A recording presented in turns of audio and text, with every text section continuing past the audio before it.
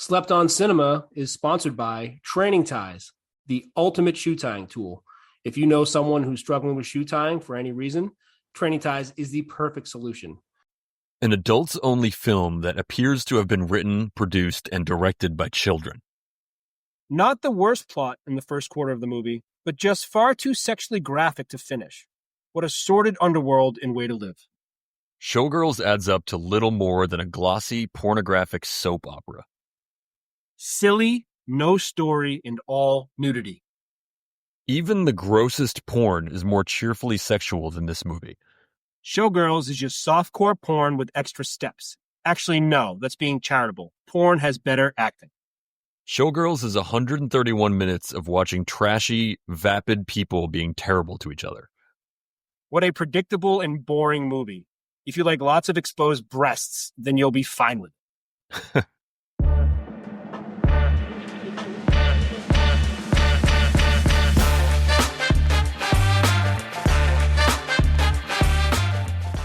Welcome to this week's episode of Slept on Cinema. I'm your host, Stan Steamer. And I'm GrobeStreet. And this week we're getting into the 1995 epic. I don't even know what to describe this as. Clearly maligned, reborn, whatever it is, it's Showgirls. This is a movie that has its own aura. It has its own mystique. It has its own unique history. We'll obviously get into all of this. I can't wait to chat about this. And definitely stay tuned for the second half of our episode where we have Adam Nayman coming on to join the program. He is the author of It Doesn't Suck Showgirls, so he's clearly an expert in the area as well as a contributor on Rewatchables and The New Yorker and has a number of other books. So can't wait to talk to him about this. Definitely stick around for the second half for that. This movie, shockingly, or maybe not shockingly, we'll get into it. Like all movies we review are at or below 50% on Rotten Tomatoes for both critics and audiences. And we structure the podcast so that the first half is spoiler-free. Talk about some things to look for in the film, take a break, go watch the film, come back and talk about what we just went through. Rotten premise. Nomi arrives in Las Vegas with only a suitcase and a dream of becoming a top showgirl. She quickly befriends Molly, who works at the high-profile Stardust Hotel, and lands a job at a seedy strip club. A chance meeting with Crystal, the Stardust marquee dancer, and her powerful boyfriend Zach brings Nomi one step closer to realizing her dream. But as she ascends to the top, Nomi begins to wonder if it's all worth it. Critics score a lowly 23%, audience 38%. Both way too low. Way too low, but I'm not. There are some movies where we're watching, I'm like, this should be 80-80. This is not one of those movies. And I don't mean that because I don't think this movie is amazing. I think this is one of the best movies we've ever done. I mean that because it's a movie that is just so polarizing that people are either going to love or hate. And the only way this movie is good is if a lot of people hate it. So it really, I don't know, 50-50 would, I feel like, be exactly what this movie should be. 50-50 would be exactly what it should be, but it's so polarizing where I think so many people hate it so much where it won't be even allowed to be at 50 because there's so many people who are just not like against it, but they hate this movie. And that even came out in the reviews. People are offended this movie was even made. Right. As if someone putting something out into the world could somehow take away from your enjoyment of life itself. So this movie opened up September 22nd, 1995, came in number 2, took 8.1 million. It was the number 1 opening week of 7 that week. So that's one of the, like an all-time classic. So again, kind of like it's coming in first there. Canadian Bacon also opened up that week, only on 14 screens, but one of my favorites and all the more relevant lately. Overall, it took in just over 20 million on a $45 million budget. And that's 20 million in the box office. This movie ended up taking, just in rentals, we're not talking about streaming, but just in rentals, over $100 million. So while it didn't make money at the outset in the theaters, this movie ended up doing quite well. I think probably for obvious reasons at the time in the rental, and I'm sure the streaming since then. So this is not the disaster that I think from an economic perspective, people actually casually think about it being. This is the first and only NC-17 film to get wide release. And interesting wrinkle, MGM actually sent hundreds of staff all over the country to movie theaters to make sure that people who were under the age of 17 weren't going into other movies and sneaking into this. I don't know if that was part of a gimmick or what, but I've never heard of that being a thing before.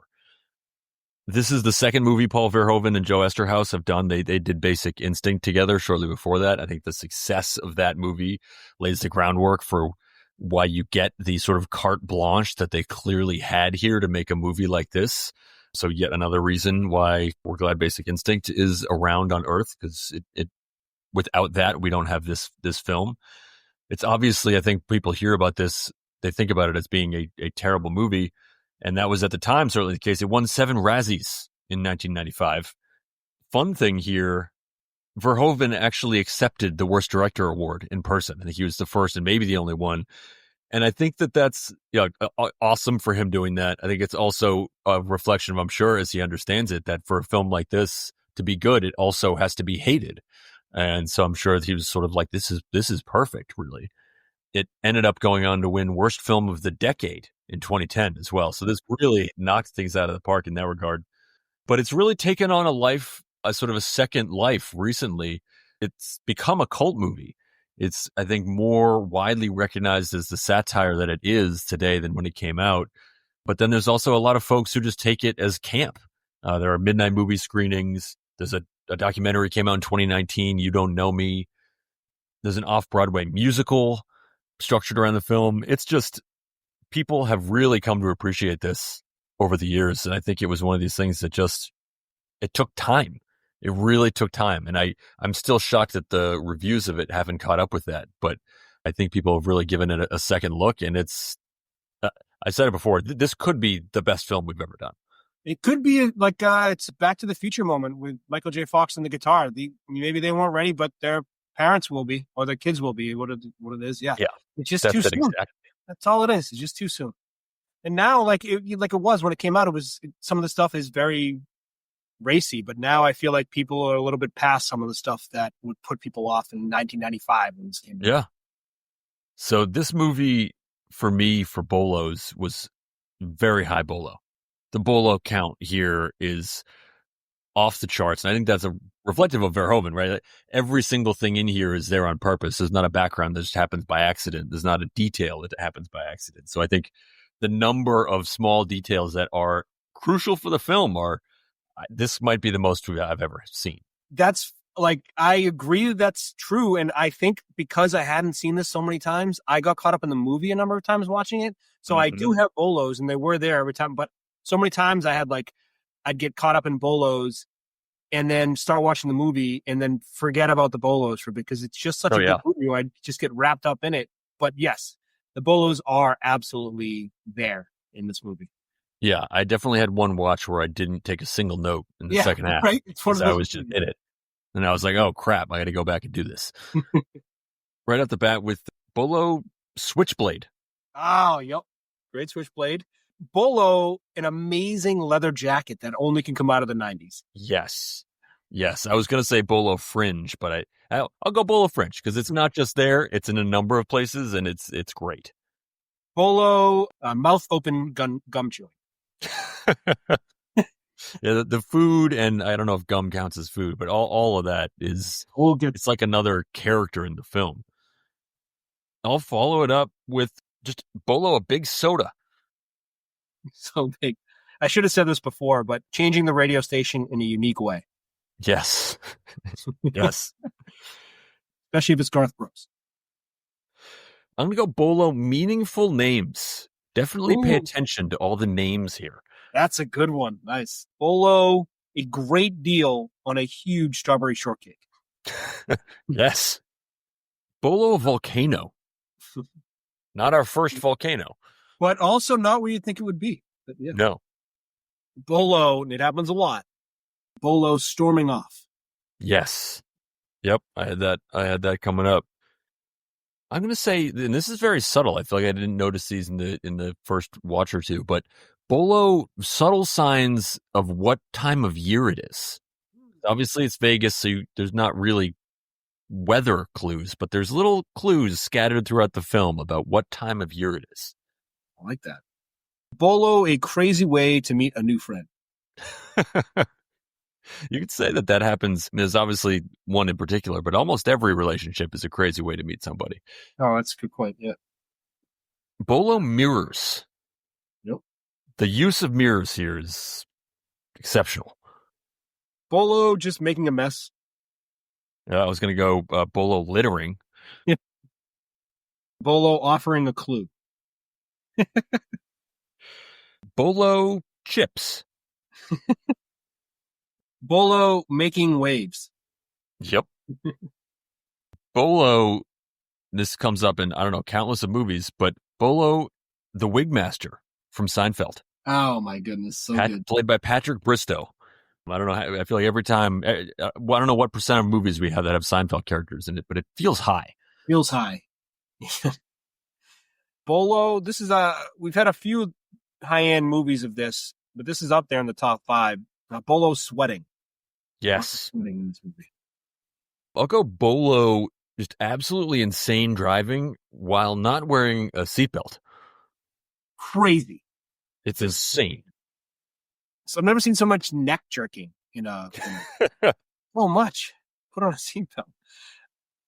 Bolo, lots of shades of brown lipstick. Big in the mid-90s. Yes. That's a good one. I hadn't noticed that, but you're right. Lots of It's brown. everywhere. Yeah. I'll go Bolo marbles. Bolo passing the buck on too much thrusting. Bolo nails. Oh, yeah. Another excellent detail. Yep. Bolo, I think almost everything comes back to Always Sunny for me, for like a Southern gentleman. But in this movie, just Bolo people who are clearly from Texas. Yes. Bolo, and this one, it really caught me off guard, but Bolo vomit. That caught me off guard too. Didn't see that coming. Bolo, the double birds. I feel like that was a 90s thing. Yeah, you're right. Any double birds anymore. Yeah. I've really, that's not a move of mine anymore, but I do occasionally like throwing out the thumbs down. Oh, yeah. Yeah. Thumbs down is good. It's much more casual. Yeah. It's like you can't really get angry at someone giving you a thumbs down. You're kind of just, I feel like it makes you reflect a little bit more about what you're doing. That's all it is. Yeah. Bolo ice cubes. Yeah. Bolo, I'm almost done here. Bolo emotional zipping. Yes. I'll go Bolo a ring pop. Don't recall ever seeing a ring pop in a film before. That is a good one. Yep.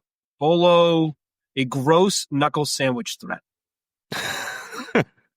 Yes. I'll probably wrap it up, but I guess Bolo symbolic burgers. A lot of food things. Yeah, I think we can leave it there. You know what? Yeah, we'll leave it there. So many things to look for. And just the idea of, I feel like I could watch this again and I'd get dozens more. So I think it's one of those movies that just pay attention to what's going on in the background, because it's there for a reason. Yeah. And watch this movie intently. Like, watch it like a Verhoeven film. I feel like, I don't want to give too much advice, but this is a very good movie. This isn't like a schlocky, hokey movie. So when you go to watch these Bolos, some of them are funny and stuff, but it is also a very good movie too. And it doesn't, I was kind of taken aback by that. I kind of thought it would be like a jokey movie, like a lot of movies. Oh, yeah. Do. But it's a very good movie. Yeah. It's like, I would say it again. I think this is one of the best movies we've done. It was a really good movie to watch. It's a really good movie to watch a number of times, because it just does. There's so many layers to it that I didn't even, like, I still feel like I'm just scratching the surface. While we watch it so many times, what drink do you think would be perfect to pair with this movie with the watch? So for me, I'll give two options. I'll give a non-alcoholic option and then an alcoholic option. And this is one, it's not too creative, but it's, again, just ripped right off the screen. I think you are either getting a giant fountain Coke, like giant. Yeah, giant. Yep. Or you're just getting a fridge full of Cristal. And then you can't go wrong with either direction. I think that would be, it's just the perfect drink for what it is. And it's also perfect for putting you into the film, because that's obviously something, as you'll see, it makes it a notable appearance. If you ever were to get a fridge full of Cristal for a movie, this is the movie. Yes. Fridge full of Cristal for. I think that's perfect. I texted you I was struggling with this. I didn't know which way to go. It's like it's Vegas, and you could go like really big, but there's also a seedy element. And then I was outside, and I was I asked my wife. I was like, what do I do for this? Like, I brought up the scene, like there's a scene in this that kind of like is emblematic of the movie. I don't want to give too much away, actually, since we're not there. But I asked my wife what would go with this movie, and she said, well, the scenario I said was when you're trying to be richer than you are and you don't belong, what drink do you order? Oh, yeah. Not just underage, but like trying to pretend like you belong at you're not just in a bar, you're at a very nice place you don't belong. You don't have to be underage. You're just trying to fit in and see what the rich people order. So my wife just quickly responded. She's like, oh, okay. She goes, a Belvedere gimlet ordered underage at Twin River Casino. I was like, wait, what? She's like, oh yeah, when I was underage, whenever you go and you order, she had her order memorized. She didn't even drink gimlets or know what it really was, but it was like this elevated. She's probably like 19, ordering at a casino, and you're just trying to pretend, because you can't order the Coors Light when you're right. You're gonna pretend, just like Nomi does in this movie, act as if sort of. So I would say any drink when you were younger that you were like trying to pretend to be richer or more affluent than you were, have that drink. Yeah. Right. So I made my wife's drink here. I made the Belvedere gimlet, but just not at Twin River Casino. So I wanted to have hers, and it's terrible. Well, I feel like that's also kind of what makes that the perfect drink too, because a gimlet is supposed to have gin in it. So the Belvedere gimlet, as you'll see in this scene, it's the perfect drink to mirror this scene. It's trying to be something it's not, and like getting it a little wrong, and having no idea of even what it is. Yes. So that's amazing. That's a great pick. A gimlet is one of my go-to. A gin gimlet is one of my go-to drinks at a fancy cocktail bar. So that also just, I highly endorse that. Yeah, much better with gin versus vodka. Yeah. So this movie is a ton of fun. Enjoy. It's much better than you would have ever heard that it was. And that's it. Enjoy. Yeah, enjoy. Where are you from? Different places. Tony, she's all pelvic thrust. I think she prowls. Nice dress. Thanks. I bought it at Versace. I want to see you dance, and I want to see you smile. She's dazzling, she's exciting, and she's very, very sexy. She's a big star. You're not worth it. You are a whore, darling. We all are. We take the cash, we cash the check, we show them what they want to see. You are the show. Slept on Cinema is brought to you by Training Ties, the ultimate shoe tying tool. If you know anyone who's struggling with shoe tying, Training Ties is the perfect solution. Or if you know anyone who just doesn't like tying their shoes, Training Ties keep shoes tied all day long. Say no to Velcro and yes to independence with Training Ties. Welcome back. That was amazing. I feel like we talked about this before, but this is quickly one of the favorite movies that we've done on, I don't know how many 60-something movies that we've done so far. I'm just blown away by this movie, so I can't wait to get into it. And as we teased in the first half, we are joined by Adam Nayman, author, lecturer, and critic. You probably recognize him from contributing towards The Ringer and The New Yorker, and as well as a number of different Ringer podcasts. So welcome, Adam Nayman. Very happy to have you here. He's, in addition to all these other things that we listed, he literally wrote the book on Showgirls. So he is our resident expert this evening. Greetings from the cherished 51st state. I'm here in Toronto, Canada, and looking forward to talking about a movie that I just seem to have spent a professional lifetime talking about, which is a great pleasure. Yeah, I feel like I'm just coming back to it. You know, I watched it a number of times in anticipation of this podcast, but I hadn't seen it probably since I was a teenager, and I think I obviously had a very different experience with it at that point than I did now, and I was just floored every time I watched it, how much better it got. The amount of things that we can get through and talk about in this is just, it blows my mind. The number of layers here, and the fact that there is this community of people that has just built around this film over the years is amazing. Yeah, I mean, you say you saw it when you were a teenager. So I was 14 when Showgirls came out. Now, I mentioned this somewhere in the book, and I've said this elsewhere, but the truth is, as a red-blooded, heterosexual teenage male boy, I went to see Showgirls to see why it got 0 stars in the Globe and Mail, because I wanted to write film criticism from a young age. So I kid you not, I snuck into it so I could be like, what is a 0-star movie? I can't say I had the sophisticated, auteurist or a theoretical, camp theoretical perspective on it then that I had now. But I was fairly sure this was quite a good film when I was like 14. Yeah. You trust your 14-year-old gut. And I'm not saying Showgirls doesn't transcend being seen by a teenage boy, but I was right the first time, I think. Yeah, I like the part of your book where you saw it as sort of like a Rorschach test on the movie, how you saw this movie. And that's how I saw it too. Like I'm not sure I was the same as you guys. I didn't see the movie for any, real good reason until later on in life. This might have been the first time I rented it and saw it for real. And I'm kind of blown away by how good this movie was. And we'll get to it, I'm sure, to the rest of it. But it's a lot better of a movie than it gets its credit for. And I'm pretty pumped to get to the draft with you guys already. Yeah, should we dive in? Adam, as our guest, you have the honor of the first pick. So I can pick any aspect of the movie? Literally anything you want. There are no rules. There are no rules. Mm-hmm. Okay. I am going to make my first draft pick in this film is going to be a Dutch film called Karietippel.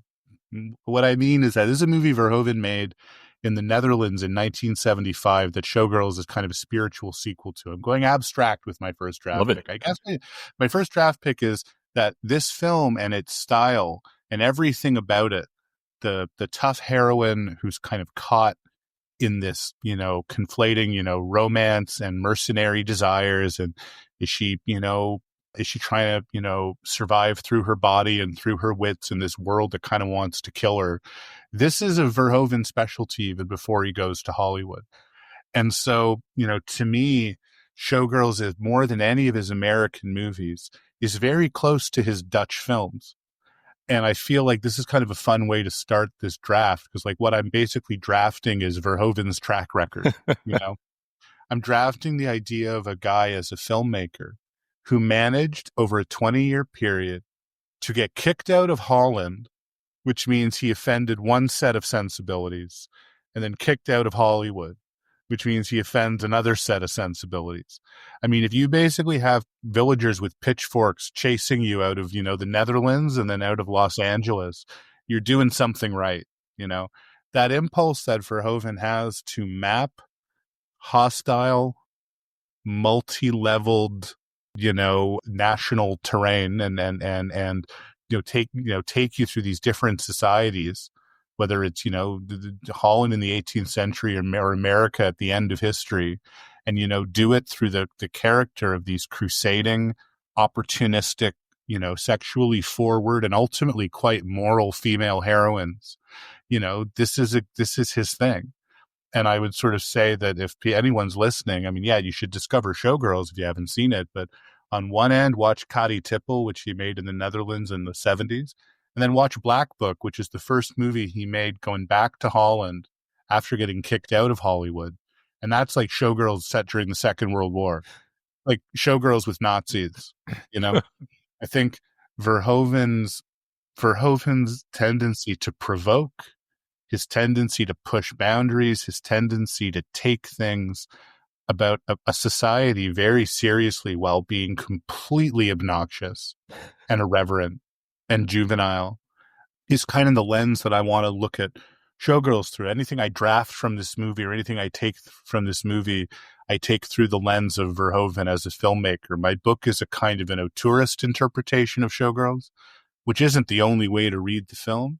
But that's how I start us off. My draft pick is, Dutch movies by Paul Verhoeven. And then we can kind of dive into what's actually in Showgirls. Yeah, that's a great pick. And watching this movie made me want to see his entire catalog. I think I've seen the premier, American films, Hollywood films that everyone has, but and we did Hollow Man on this. That was one of our earlier films that we've done, and I feel like I just need to see everything else. That it's his perspective, and it's also his technique and his skill, and it's one of these. He's clearly one of these directors that no detail is accidental.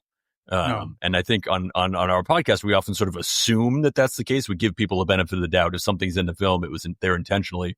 Sometimes that's probably true. Sometimes it's not. But I think here, and I assume in all his films, that every detail is very, very intentional. I think the more I watched this film, the more that became incredibly apparent. Every little detail. Now, that's what makes it, I think, such a great movie to watch over and over again and really dive into, because every single thing there, you can pause a scene in the backstage and just look through what's on people's desks and what's pinned on their mirrors, and you could spend an hour just looking at that. That his eye for detail is just exceptional. Yeah, I mean, there's a big glossy book. I wrote about it in my book. I said it's kind of like reading a promotional pamphlet for the Titanic. It's called Showgirls Portrait of a Film. And it's like a big glossy studio book of photos and essays. I mean, when I say it's like the pamphlet on the Titanic, your listeners, I'm sure you talked about the fact that this movie was such a disaster when it came out. And even its reclamation and its greatness, I think, have to be contextualized by that disaster. Like, the movie's worth comes out of how worthless people thought it was. And I truly believe that. Like, there's no such thing as this movie ever being good off the bat. It would not work if people thought it was good. But in that, my point is, in this book, which is full of all these essays on the making of the movie, this promotional item, what you just said is kind of what Verhoeven said, which is he saw this film as being a documentary of its location. He saw this being, scrupulous research into Las Vegas and the way that not just these shows look, but the way the hotels look and the offices look and the clubs look. I mean, he claims, and I've spoken to Verhoeven many times about it, I mean, he claims that Showgirls is a completely realistic film, which is a funny thing to say because it's so, intertwined with melodrama, and a lot of it is just ridiculous. But for him, he said it's the only truly realistic American film that he made. And he wanted it to have a kind of documentary texture, at least the locations and the camera work within them. So all of which is to say, if you're seeing that in the movie, I think it's perceptive, and you're obviously sympathetic to his version of realism. Yeah. Which is, a very unique kind of realism, but that was the goal. Yeah, I mean, I think in terms of realism, I think that this comes up in a number of other films that we've watched, where I'm definitely of the view that the sort of concept of sort of story truth, that oftentimes an exaggerated story is more real than reality, that you're trying to convey a feeling or bring something to the surface that's only really meaningful to the viewer when it's exaggerated, and ends up being more real than reality. So you need to have these accentuated elements of the film, and sort of what might be overwrought is the only way that you're going to pull that out of the audience. Well, and I'm sure as we continue in the draft, I mean, now that I've gone with something very abstract, I'll be much more granular and tactile as I go on picking things out of the movie. Because as you say, there are props, there are backdrops, there are needle drops, there are costume choices that, again, are incredibly vivid. And we'll get to them. All right. Great pick. Amazing way to kick us off. I will go the second pick overall, my first pick, and there was obviously a lot to choose from. I'm going with the star. I'm going with Elizabeth Berkley. I thought that she was the perfect actress for this movie for so many reasons, putting aside the fact that she was a beautiful woman that had amazing dancing skills, that could physically perform what was necessary for the role. Just her commitment to this performance, which I don't know if at the time she had a sense, certainly as a young actress, of how this was going to be received. But clearly this was Verhoeven saying, this is the performance I want. And she went for it. And it's obviously not a performance for everyone. I think it was obviously misunderstood by a lot of folks, but the pure energy, the giving everything to a role, sort of no matter the consequence, it was one of the most fearless performances I've ever seen of any actress in any film ever. And then you also, along with it, have her actual real life background of sort of this she's a couple years off Saved by the Bell. It's obviously very difficult for particularly women actresses to shake getting typecast. And she had one of the biggest, most typecast roles as a young actress coming up. And in a lot of ways, she's trying to put her past behind her by taking this very extreme role, just as you see Nomi trying to distance herself from her past. And it works. I'm sure Verhoeven used that element of it while trying to motivate her for the role. It works on so many levels that sort of the more I thought about this, just as and many other elements of the film, the more I thought about her performance and about her, where she was in her career and where she fit into American society at the time of this film. I couldn't have imagined a more perfect casting decision here and also performance. So I was just blown away. That was going to be my number one pick for sure. I like I said, I didn't really watch this for real until watching it here. And it's almost like, and after reading your book a couple times, it's almost like you want to shake people and be like, you don't get it, is how you almost feel. Like, this is a great performance. And like you said, a fearless performance is what it was. Like, it was almost like, it's almost like not uncomfortable, but like she's so going for it so much. You're like, wow, I haven't seen this sort of like rawness in an actress or an actor in a while. And it's almost like a little much at times, which kind of I'd definitely say it's uncomfortable. Yeah, but it almost is supposed to be for Nomi as the character too. So I couldn't agree more. I think that's a great pick as well. Like, I would have taken that as my first pick as well. She did such a great job. It's almost like crazy to hear all the Razzies and everything she got. You can see how it can be perceived that way, that she went overboard and was overacting and all that stuff. But I also don't see that either. I think it was perfect for the role. And it seems like it was exactly what Verhoeven would want from the actress as well. Before you make your pick, I'd just say something about Berkley, because, someone was going to mention her. Oh, yeah. Let's put it this way. No one goes out as Gwyneth Paltrow from Shakespeare in Love for Halloween. Right? People don't get full body tattoos of Meryl Streep in The Iron Lady. There are 30 Oscar-winning performances, 50 Oscar-winning performances that don't have the shelf life and the meaning, and I think the importance of Nomi Malone. And it's been very moving to see Berkley, who I've interacted with a bit, but, very moving to see Berkley embrace this publicly, because it's the opposite, I think, of how she must have felt about it off the top. The reception for this movie was not just negative film criticism, it was despicable misogyny. Now, the movie is arguably generative of that misogyny. It's a contradictory movie. Right. And a lot of what makes it work, well, you said it so well when you talked about what Verhoeven's exploiting in that performance or what he's getting out of it. Like, he's a great filmmaker. It's also not nice what's happening to Berkley in that movie. The movie is about the exploitation of a young woman who's willing to do anything to be famous. And that's not just the plot. That's that's real life. She's not being protected. The performance is not being sculpted with an awful lot of caution. He has said, including to me in interviews, the way he directed her, he was going for something and he's not totally sure it worked. But the movie, in the same way I kind of said earlier, the movie is only great because of the context of it being bad. Whatever the movie is her performance. Oh, yeah. Like, Verhoeven's an auteur and he's very much knows the kind of movie he's making, but she's the uncontrolled element and she's the thing that you couldn't replicate. 10 other actresses could have given maybe a better performance at that time, maybe. And I don't think the movie would be anything of what it is. So I'm so fascinated to hear people talk about her acting and hearing you guys respond to it. You guys are responding to it very sensitively and fairly, which is not the way that a lot of people, even people who like the movie, talk about it, because they want to make fun of it. And I don't know what I think of good or bad. What's the title of that Nietzsche book, Beyond Good and Evil? The Berkley performance is beyond. Yeah. It's beyond good, it's beyond evil, it's beyond quality, it's beyond failure. But she's amazing. And people love her. If you look at the community, if you look at the fan culture around it, if you see the people who show up for those Showgirls screenings, she's iconic in a way that a more accomplished actress or performance could never be. And on a long enough timeline, I think that has come to mean something I hope it has come to mean something to her as a real person, because people think that performance is just the greatest thing.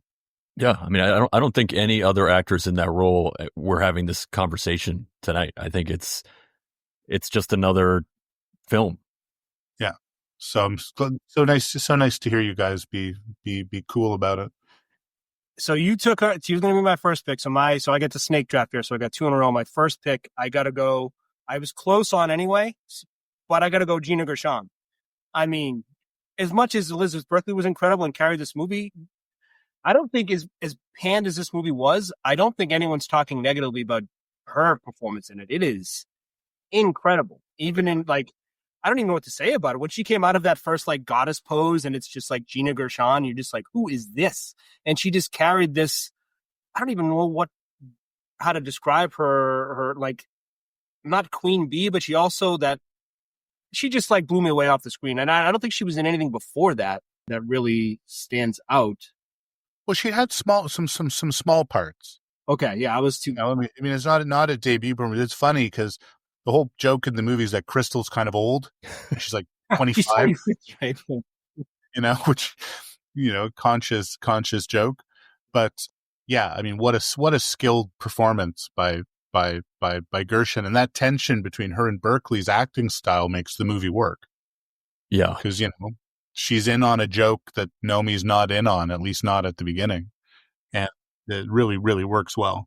Yeah, the way they play off of each other throughout the film and throughout the way their relationship evolves, this sort of cat and mouse, and then flipped relationship after the push, and it's I think it's a tough role, and it comes off almost it comes off a kind of opposite of Elizabeth Berkley, and it feels effortless. Where I feel like Elizabeth Berkley's feels like she's pulling everything she can out of herself to put this on screen. Gina Gershon, it feels like a almost just natural fit in a way that also works. I don't know how the two work perfectly, but they do.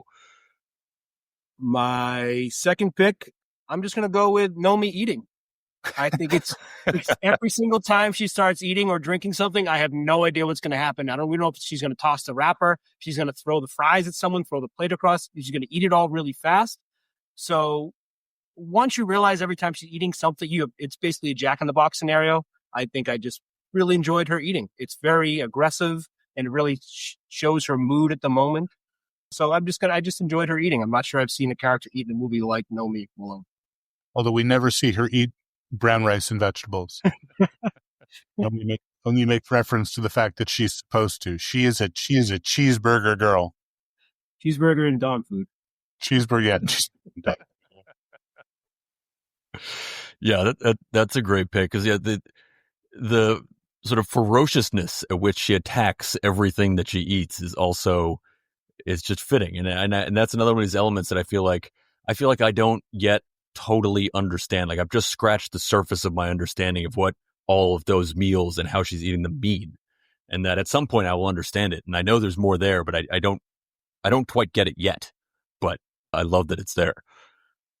My second pick, I'm sort of torn between two things, but I'm going with the nudity, and I don't mean this in sort of a pervy way, or at least I hope not to mean it in a pervy way, but because in a lot of ways it's the least sexy nudity I've ever seen, both in the sort of cavalier nature of it. It's obviously throughout the film, but also just in the way it's contrasted.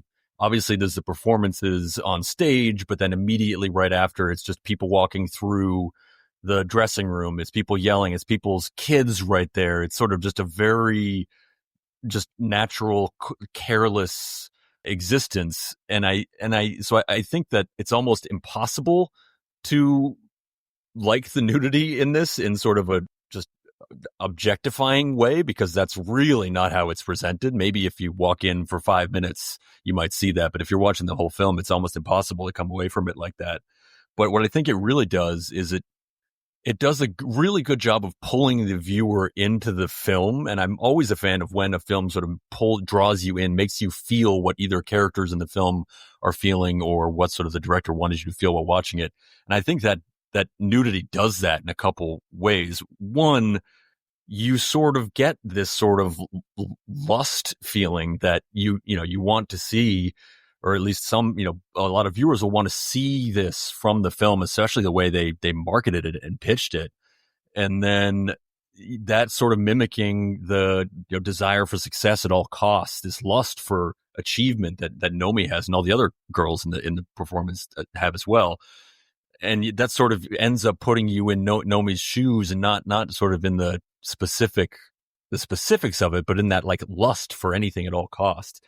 And then the other piece is just you're sort of get put in this almost pervy state, just like everyone else who's taking advantage and exploiting Nomi. As a viewer, you kind of, without any, you can't help it, but you are put in that same role.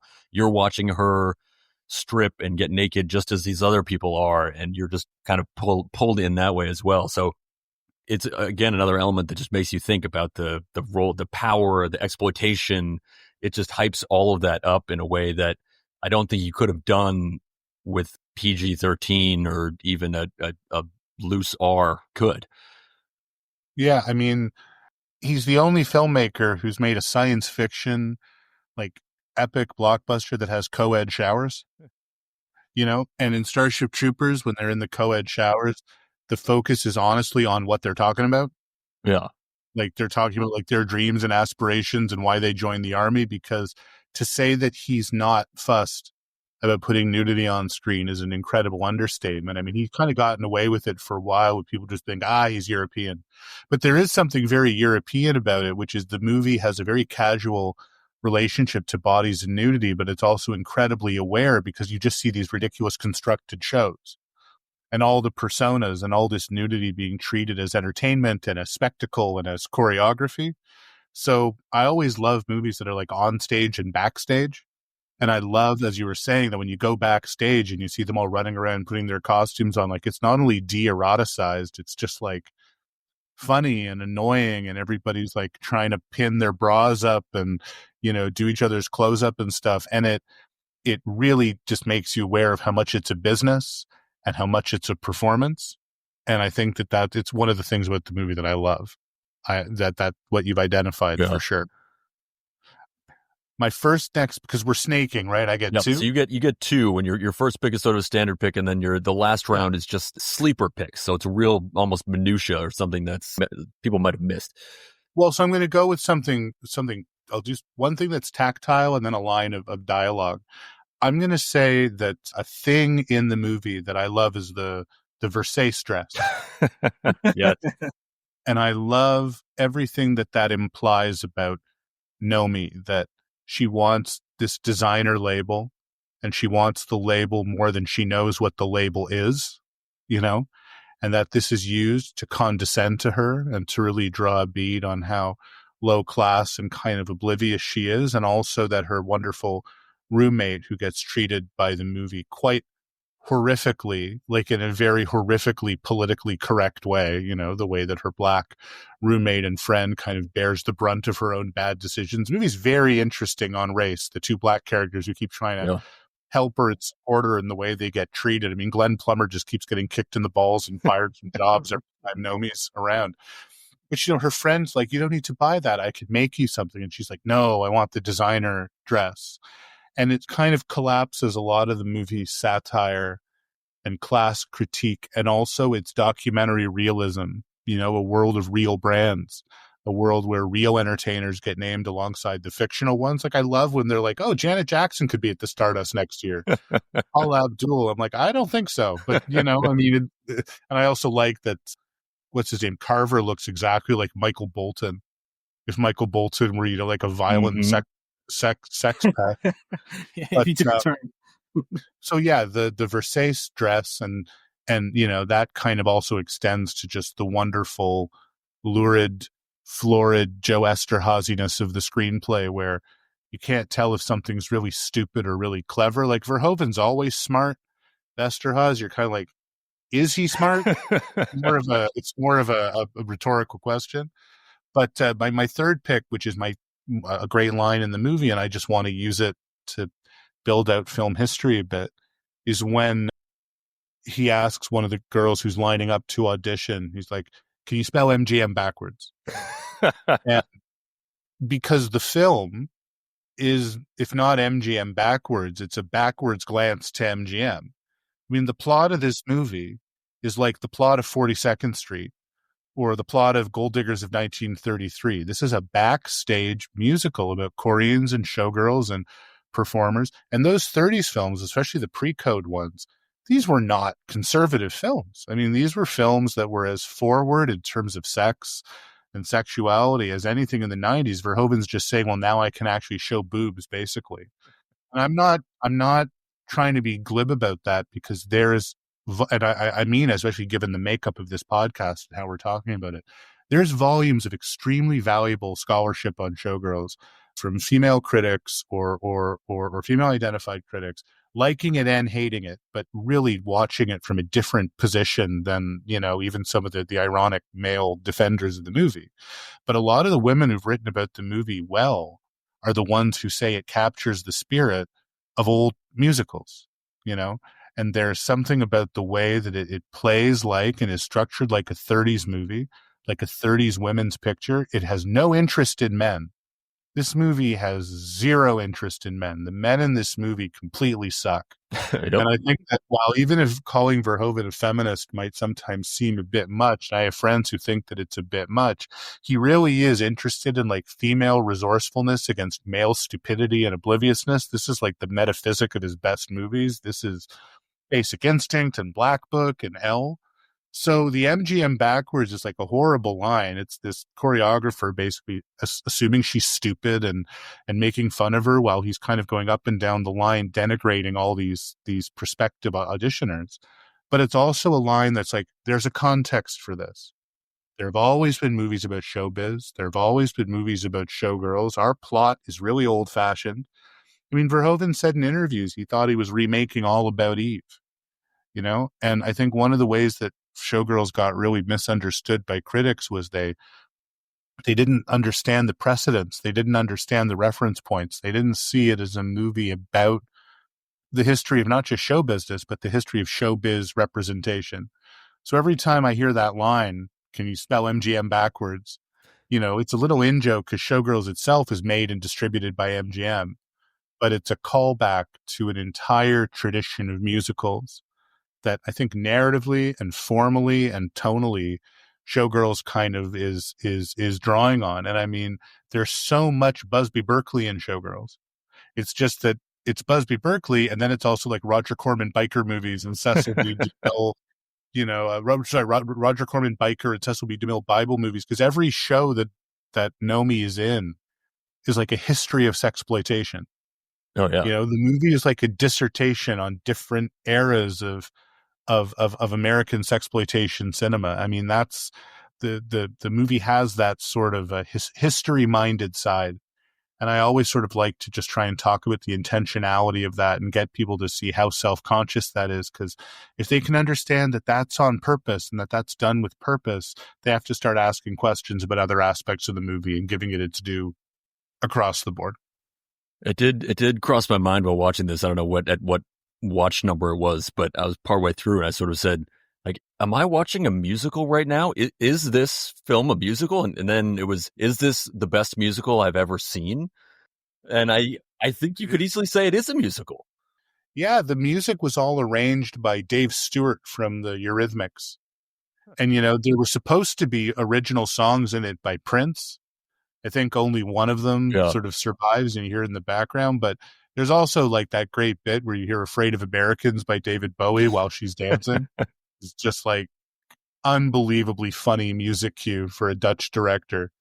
That was a premiere of that song, right? That was. Yeah. First time anyone ever heard I'm Afraid of Americans. It's incredible. All right. My sleeper pick, and it's going to dovetail off of the Versace bit a bit, but my sleeper pick is just the idea of sort of nicely telling someone when they have something wrong. And I feel like, because you see the contrast when Zach, when she says Versace, have this Versace dress, and Zach, Kyle MacLachlan's character, he corrects her after the producer previously had sort of just made fun of her not being in on this joke at her expense. And I think that's just something I kind of can't stand when people are too shy or don't want to tell someone that they're doing wrong and just let them perpetuate this out there. It's sort of the same in my mind of not telling someone if they have something stuck in their teeth or there's something on their face. It's just, I feel like this is common courtesy that you should just always let people know. And I'm not saying make it a scene, but if it's just the two of you or pull someone aside, just let them know. And that was sort of the one moment that I thought Zach was actually a decent person in this film. He corrected her so that she would not keep on saying Versace. Sadly, he then decided to, side with the violent rapist. But yeah, like I said, the one moment. That's funny. It's very rarely a black and white situation. Not everyone is not 100% bad or 100% good. He does have that one redeeming moment. It's funny you brought that up because oftentimes in the post-draft, we have like anti-draft picks or questions. And mine was going to be, if you're in that situation, do you correct Nomi when she clearly says that word wrong? Are you the type of person that would let that go?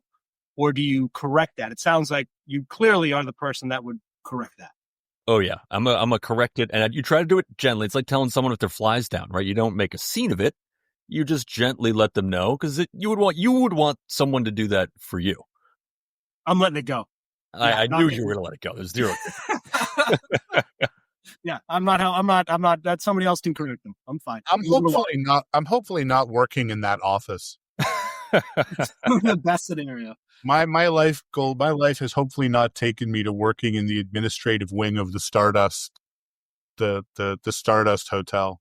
But it's a good question, and it's very painful, that scene. Oh yeah, it is. It's very painful. It cuts to a real insecurity that character has that you identified, which is a cringy, painful thing in the movie, which is about the bigger and smaller ways that she's condescended to throughout the film. Absolutely. My last one. Yep, you got it. I think I'm just going to take 90s clubs. Every time in these movies in the 90s, these clubs are just so elaborate. There's just lasers and dancers and like a ton of people. I don't know where these clubs ever were. Growing up watching these when I was like 10 to 15 teenager, like you'd see these 90s clubs, like that's what clubs are, right? And then you just go to like a local bar and you're like, where are these things? Did they just stop referencing mainly that first place they went to after Nomi was upset with Molly, and they went to that place, the first place where James was working as the bodyguard and she was dancing there, that club. Like, where are these places? Is that a place that just stopped happening in the 90s?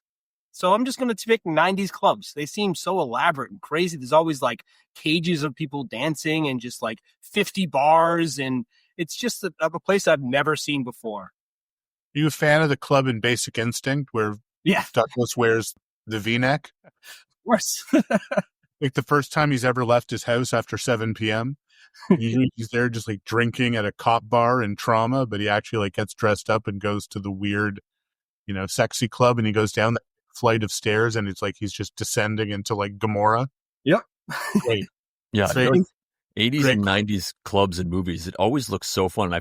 I've not been to a lot of clubs, but I've been to a few clubs, and pretty much every time I'm ever at a club, and it's been a long time, I immediately want to leave. Like I do not. That is not a place for me. And yet, whenever I see those other ones on screen, I'm like, this looks amazing.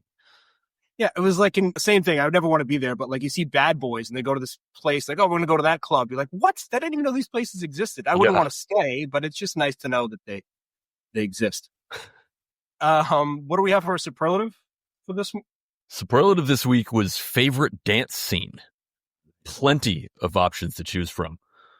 But Adam, again, as our guest, you have the honor of going first. I mean, where to begin? I think that the whole movie is a dance sequence, and that's not meant to get out of, but Nomi is a complete, this is what James says to her, he says, you don't know whether you're dancing or whether you're fucking, which is, meant to be him drawing a real bead on her and her confused imperatives. But Berkley's whole performance is so physical. So when we're talking about the way she eats or the way that she throws a tantrum, or closes a door, all it storms out of a room, which she does like about 5 different times. It is one of the great storm out of a room movies ever made. The whole thing has dance choreography to it, and her movement is a big storytelling tool. So it's almost like even in moving between the actual dance numbers, she is a kind of dancing figure. But I mean, if I had to choose an individual scene, I'm going to choose the mirrored choreography of, her lap dance for Nomi, for Crystal and Zach the first time, and then the way that gets replicated in the swimming pool. Oh, yeah. Which is not ostensibly a dance scene. It tends to get made fun of as a sex scene. People call it the worst sex scene of all time, which means they've either watched way too many movies or not nearly enough movies to, that's your pick is the worst sex scene you've ever seen, even in a studio movie. I mean, there's far worse. But the way that pool sex scene is, in a sense, a dance sequence. Oh, 100%. I think that was, I was debating between two for my pick, and one was the pool scene. It's 100% a dance scene, and it's important that parallel between the two. You can tell this is a transactional engagement between the two of them, or at least for Nomi. And it sort of also shows that she's probably, pretty damaged, that this is the only way she has to engage or relate to another person, is this kind of out there extreme dance that she has learned at the strip club. But that's a great pick. I think, and I was shocked at how many individual dance scenes there were. I started jotting a list down as I was watching this, and the list got pretty long. But I think of, putting aside the pool scene, which may be my actual pick, but putting that aside, say we're going to go somewhere else. I think it's the biker gang dance scene. I think it's, it comes at a very pivotal moment, right? Nomi has just not gotten the understudy role, and then right immediately after it, you get the shove down the stairs where everything flips. But you also just get the two of them interacting on stage in the way, when Crystal trips her and then they're back face to face and she's just leading her around.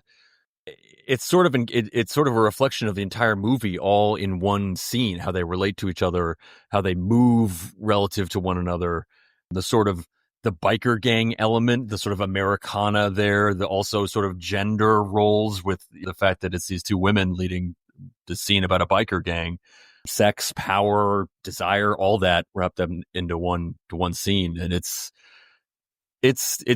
beautiful too, the way it's presented. I mean, they all are, but I just thought that one was exceptional. Yeah, again, it's like the Russ Meyer homage within Showgirls. It rocks. It's such a great sequence. Yeah, those are my first two picks.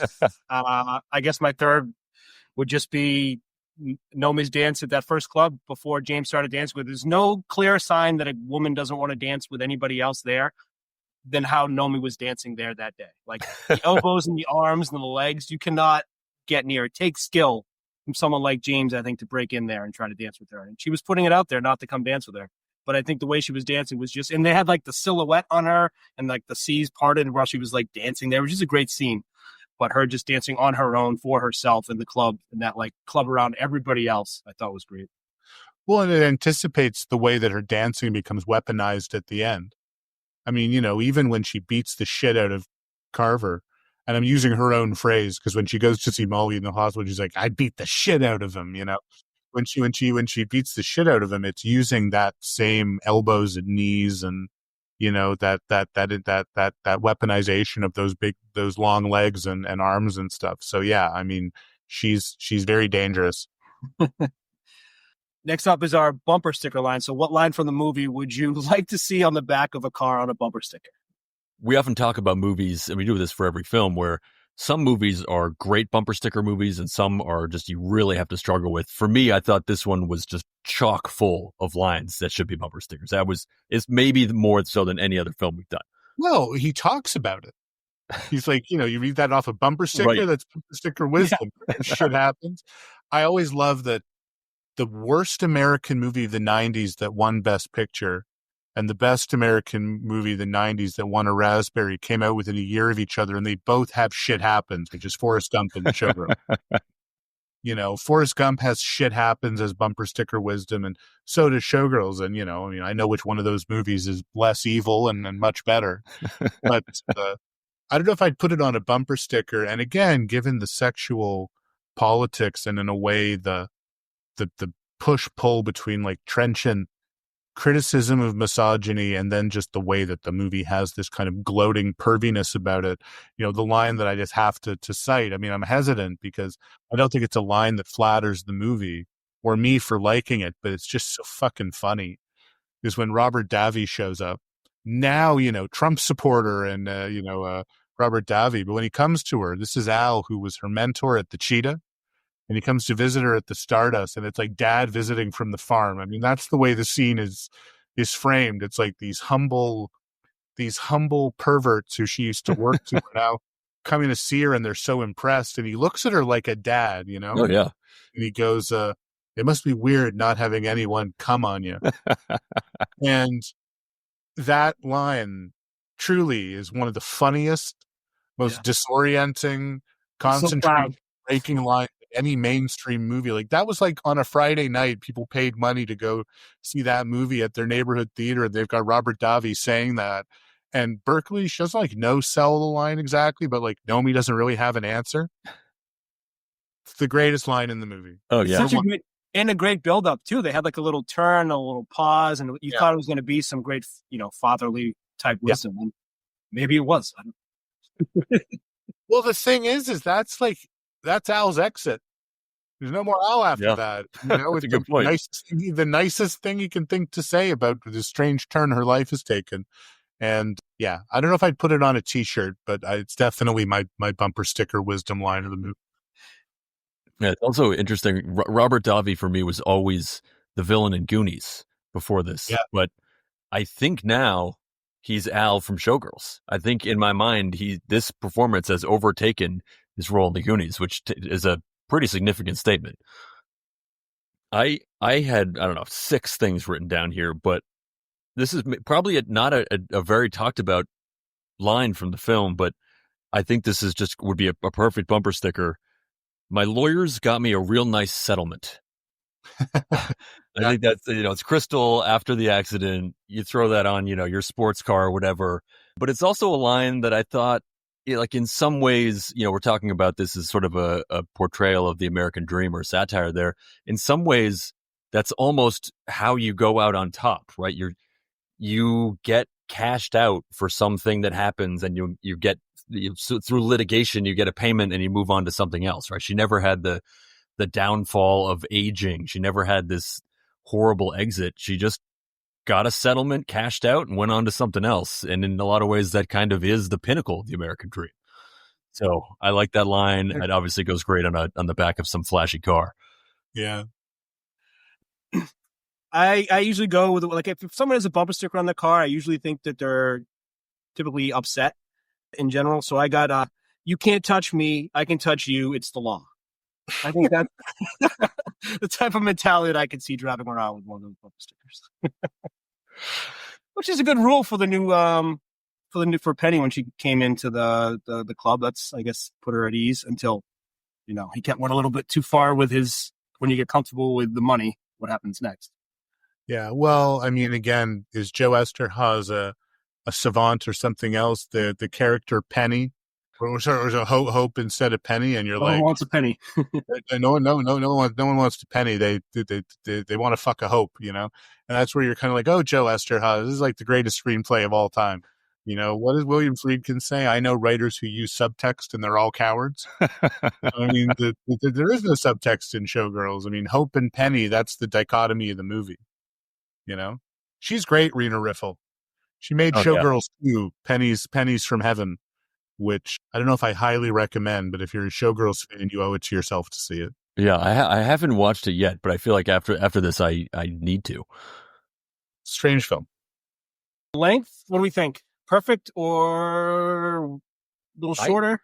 I thought it was perfect. I mean, I feel like almost every movie we see, I'm usually like, this could trim 10, 15 minutes and you've got a better film. But every scene was so full of stuff. I don't even know what to say about it, but I thought this was the perfect length. At least that was. I'm on the same boat. I wouldn't cut anything. I like the length. I'm at the point now where a couple years ago, friends of mine told me they were watching Showgirls for the first time. They texted me and said that they were starting it. And this was during, I time it to the pandemic. I was staying at my in-laws' place. My wife and daughter were in the country. I was there because I had to do something in the city. But anyway, friends said they were watching it. And like 45 minutes later, I texted them. They're like, "Oh, are you at the part where?" And they're like, "You're disgusting." They're like, "How do you know this?" I'm like, the internal, because you watch a movie to write a book over and over. And yeah, the pacing is just like on a subatomic level. I recognize the pacing in that movie. 131 pulse pounding minutes. How many times do you think you've seen Showgirls? Less than I've seen many other movies I haven't written books about. But I've watched it all the way through, right? Which is different than some other movies. Like, I've seen parts of They Came Together probably like 40 times. Yeah. I haven't sat and watched it. I've probably sat and watched Showgirls all the way through at this point. Also remembering that I've toured with the book showing the movie. I've probably watched Showgirls like 16 times at this point, But it'll never recapture the magic of sneaking in to the Uptown Cinema in Toronto when I was 14. So one of our last segments, one change to be a blockbuster. So like, this movie obviously is well known, but not really a blockbuster as far as making money. What one change could be made to this movie to make it into a blockbuster movie? Nothing, because it was a movie that, it's funny. I feel like there was never a world where this was going to make money, but it ended up being tremendously profitable for MGM because, of course, everybody wanted to watch it at home. And we don't have to be gross about it, but we know why people were watching at home. This is like, over the counter from Blockbuster stuff. People wanted to take it home and, freeze frame it or whatever else. It's like, I talk about it in the book. This is mid 90s. Like, porn has not migrated online, but also American films are starting to get pretty timid. Like the culture in the States is changing. This is like Whitewater, Monica Lewinsky era, religious right America. So a movie that's NC-17 and basically like, here's a bunch of nudity in Las Vegas was coming out at the wrong time. So I don't think there's anything this movie could have been changed to be a blockbuster, but it's also so profitable now for MGM as a rental title and as a repertory title. And in terms of DVD sales, it kind of became a blockbuster anyway. I want to know what your answers to this are. Yeah, I gave a really boring, like, realist answer. I want to know how you guys are making. Mine, and this is, this is, again, to make it a blockbuster, and I don't think this necessarily would make it a blockbuster, but I think, and this would 100% make it a far worse film, is I think you take the rape scene out. I think that because people, the scene is so violent and vicious in a way that is incredibly important for bringing your experience of watching it sort of to forefront. But I think probably a lot of people, if you're watching it, especially if you're expecting sort of some skin flick, they were probably hit in the face by that, and they were made very uncomfortable, is my guess. And obviously that's the whole reason it's there, is to make you uncomfortable and to make you feel dirty and make you feel that there are consequences to this type of behavior and this type of society and all that. But I think if that's not in there, you probably have some people that are feeling better about themselves after this movie, because that scene really like rubs your face in what the whole situation is. Yeah. So again, tilts toward blockbuster, but much worse film. Yeah, I totally agree. And it's like one of these things where if you really enjoy the movie, a scene like that is very important to it. And if you're not really into the movie as it is, you could easily probably get rid of it. I think the number one thing that would make it more likely, I think you're totally right in that it can't be a blockbuster. And you've said it a number of times so well that like this movie is so good because it wasn't so good, or I'm not exactly sure how you put it, but it couldn't have been successful. And if you made it R, it would have been more accessible. It would have been less lewd, and people probably might have paid attention to the story a bit more. But almost like it's not that it's a documentary, but like the same way you guys are describing the nudity, that the nudity goes away almost like a half hour into the movie. You almost forget about it because it's intentional in that it's almost clinical in a way. Like you said, it's not even sexual. Like you need it there because it's Showgirls. They're all naked. Like it would be weird if they weren't naked to show it to be true, but it also makes it seem like something it isn't. when it's NC-17. So I don't know if that'd be the one change to make it be more seen, but it wouldn't be a better movie. Maybe the way to make it a blockbuster in 1995 is just add Jim Carrey as the Riddler. Yeah, right. I went through that whole list, right? It's like what actresses too, like Angelina Jolie, Tandy Newton, Alicia Silverstone, would they have all been different? Probably not. I think Jesse Spano was a pretty big deal at the time. Just Nomi Malone versus the Riddler. Yeah. Or Batman versus Nomi Malone. With my I mean, I think one other thing that maybe would have helped is it's probably just ahead of its time in some ways, that I think with the advent of just online porn being so accessible, it's sort of like at this point, there's no reason to watch Showgirls for the skin, because if you're looking just for skin, you have a million other ways that are easier to find, that are more graphic, more lewd, whatever it is that you're looking for. So it sort of takes that away from it and just makes it the movie that's there for a purpose.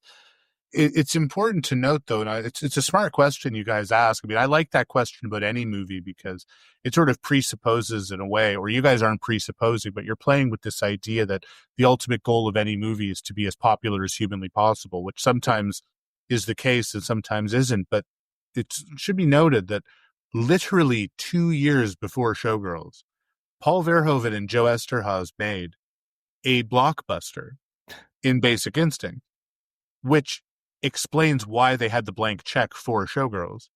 Because some people ask the question with Showgirls, like, how'd that get made? Like, why? It's not RoboCop and Total Recall that got that movie made. That's part of it. It's Basic Instinct that got Showgirls made. Because Basic Instinct made $400 million. Yeah. And even though it's a violent film, it's a cop movie and a procedural. I mean, the texture of Basic Instinct is it's a sex thriller.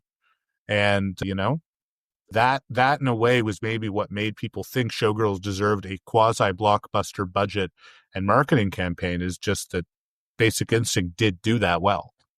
But they were never going to get away with Basic Instinct again, because Basic Instinct is one of those movies that made $400 million. Like, everyone hated it. You know, like, people were not happy with Basic Instinct. Like, at the end of Basic Instinct, Catherine gets away with murder. That's the movie in reality. People are like, we are not letting this happen again. And they can't keep getting away with it. And I really do think that a lot of what happened to Showgirls was because of the lingering hatred. Some justified, by the way, for Basic Instinct, which I think is a much more objectionable movie in some ways than Showgirls, just on a moral and representational level. I love Basic Instinct, but it's kind of a vile movie. Yeah. And, you know. Yeah, I mean, I think that's right, that a film like this really, you can't make it wanting to be a blockbuster, because the way you're making it, people are either going to say that movie is shit, it's the worst thing ever, or that movie is amazing. Like, no one is going to leave this movie saying like, oh yeah, that was okay, and go on to the next thing. It's just so polarizing and obviously that's the intent, and that also makes it a lot more interesting to talk about. So I think you can't make this movie. There's no, settling for the middle with a movie like this. But also, you could argue that what makes movies hits are movie stars, but it can't be with a movie star because she has to be an unknown.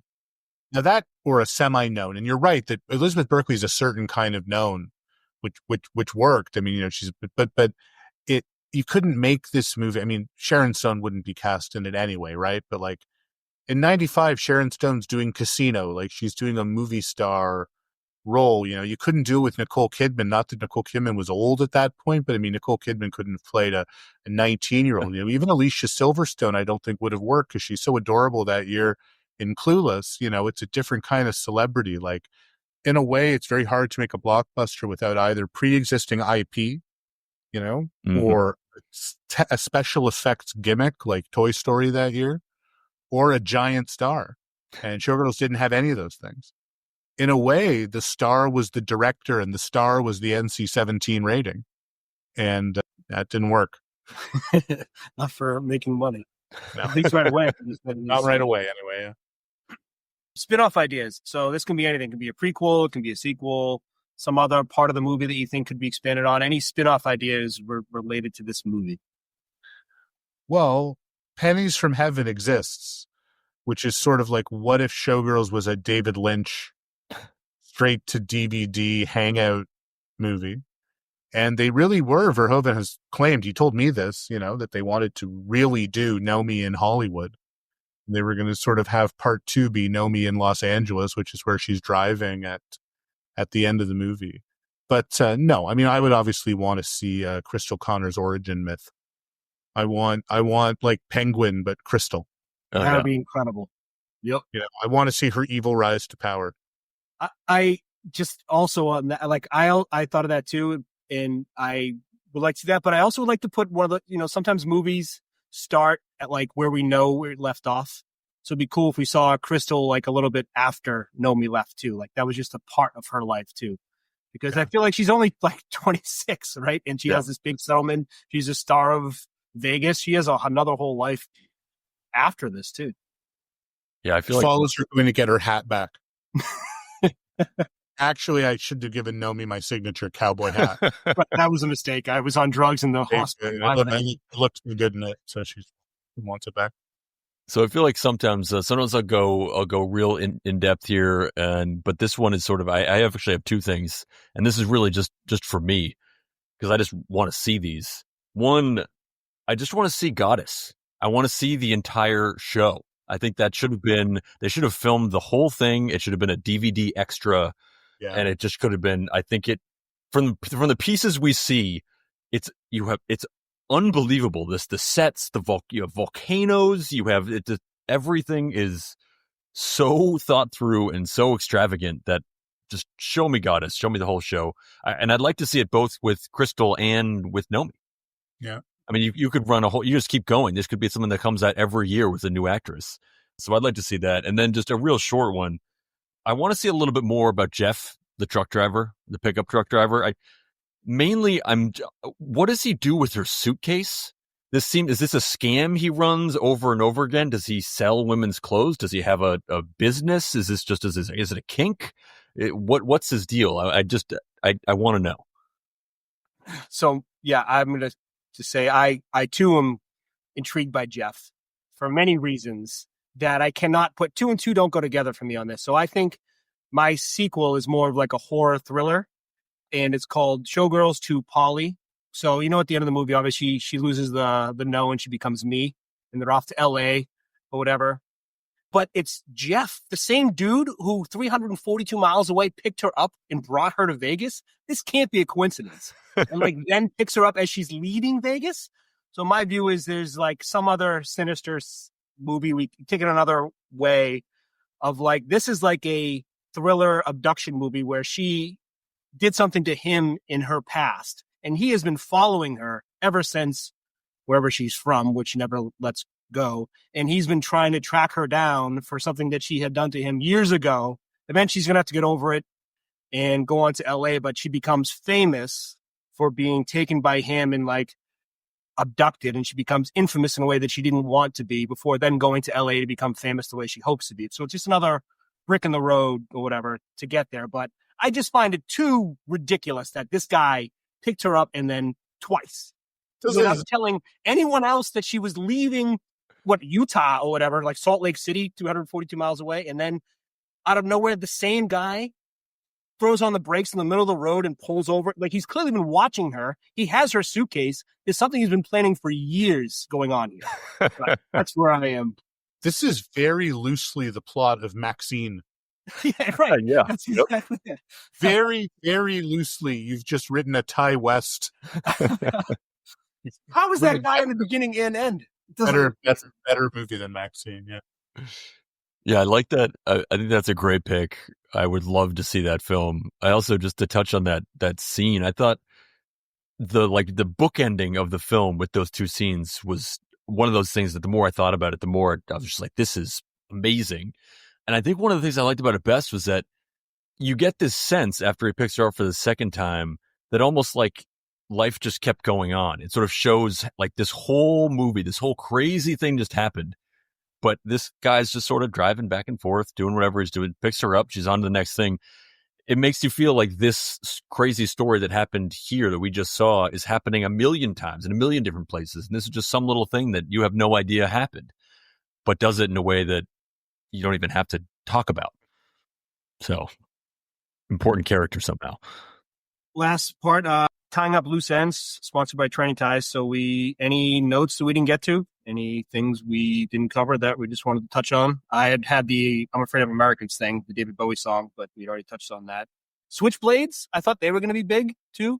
Yep. When a bunch of movies in the 90s, I remember Falling Down had a big switchblade. It was a big thing to know how to use a switchblade. Feels like that skill is completely gone in villains and movies now. Yeah, it's time to come back. I feel like it's due. I thought the monkey scenes have really evolved after Nope. I feel like every monkey scene now just has a little bit more tension than it used to. So I thought that was sort of an interesting one that evolved as society changed. I mean, I'll just say, just shout out to Zach's cell phone. Like even by the standards of mid-90s, it's really big, Oh, yeah. He has one of the great evil cell phone calls because he's got against the backdrop of the goddess volcano. And not only that, but it's like among the greatest, most incriminating one-way cell phone calls in any movie. Where he sends her away, and then he's like, "Look, guy, I was just talking to, get back up here, get fucking back up here. We got a high five for being evil."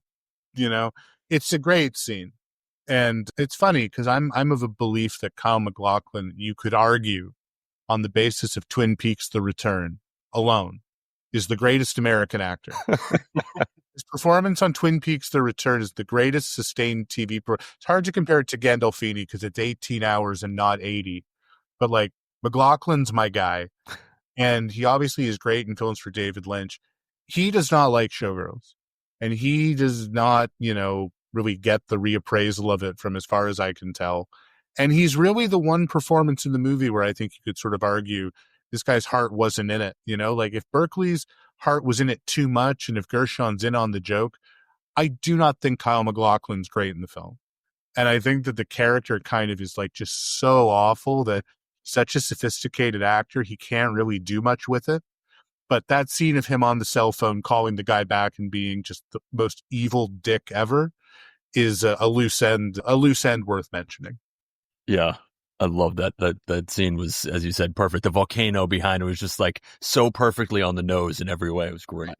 And again, like to be clear, Kyle MacLachlan, amazing actor with real range. I never run Kyle MacLachlan down, but he is not the best part of Showgirls. Yep. It ain't it. I thought another line, and this reminded me of anytime you hear someone sort of say, don't trust anybody. And then, of course, you really can't be trusting them. This was Nomi's line where she's telling Crystal, I'll never be like you. I feel like that's also, anytime you hear someone say that, you already 100% know that that's exactly where they're headed. So always appreciate something like that. The other thing I realized while watching this, the pool scene made me think of this. I mean, I was obviously very jealous of his backyard and that whole pool area. I realized I've never lived anywhere where I had outdoor privacy. And that just seems like something that would really be amazing. I mean, that was, clearly they can do whatever they want in their backyard with that pool, but I don't think I've ever really experienced that. It does seem, I remember just outside of Boston, Quincy, I lived in a place where the backyard was surrounded by 3 different triple decker houses. So it's, what is that, like 18 windows just looking down at you in your backyard? Right. You grow immune to it. You grow immune to it, but I'm sure you don't, totally grow immune to it. So, and that house too, high-end house for our houses on that we've watched in a movie. My goodness. Well, shout out to all the various residences in Showgirls. Nice. James with his screen door, and Nomi and Mal, basically like in a trailer, fighting over the chips or whatever. Yeah, lots and incredible art decoration with the Jesus is coming neon sign, which is, screen capped by everybody. I love what you said about outdoor privacy. That, because, there's a scene 2 years later that's indebted to Showgirls and Wild Things. Yes, right. Clearly, which is also a great outdoor privacy sequence. And a great pool sequence in Wild Things. Wild Things is worth a podcast if you guys haven't watched it recently. It's quite good. Oh, it's phenomenal. Yeah, it's so good. I think it doesn't qualify. I don't think we can do it. I think people liked it too much. Yeah, there's no way. but obviously a great film. I'm sure most of our viewers are big fans, or most of our listeners for sure. Historically, the true beginning of the Bill Murray comeback. Interesting. Because it predates Rushmore and Kingpin, I think. He was the attorney in that movie who pretending he had a broken neck. Yep. And that was really like Murray could not get arrested. Wow. That is a great call. He was coming off of like Operation Dumbo Drop and spy movie thing that he was in, the like spy spoof. Like that was Murray at low ebb, and that performance, because that's a real supporting performance. Oh yeah. Yeah. Thing. So that's the Murray songs. That's the real nut of it. Forgot about the Murray dip there for a while. Murray dip. Yeah, buy the Murray dip. All right. Any other details we need to hit? I feel like I've got through everything. I'm good. No, I had a great time talking about this movie with you guys. So this was fun. Yeah, this was a lot of fun. I feel like I still need to go back. I feel like most of the films that we do, after watching it so many times and then talking about it, I take a break for a while. But I feel like I need to run it back at least one more time now. It was great chatting. Love to have you on. Obviously, more than happy to have you back on any other time. If you want to pick another movie, we'd love to have you back. There's other movies you'd like to chat about. But Grobe, what do we have coming up next? It's a Nicolas Cage double feature, I think. Yeah, Drive Crazy? Is that what it is? Well, I think up next we have Knowing, and then followed by Drive Angry, I think. So we got that double feature coming up. So obviously Knowing, a sort of batshit crazy movie also, but for a totally different set of reasons. Can't wait to get into that one. Yeah, this is a lot of fun. Yeah, thanks a lot. This was a blast, Adam. Thank you. Yeah, thank you guys so much. I had a great time.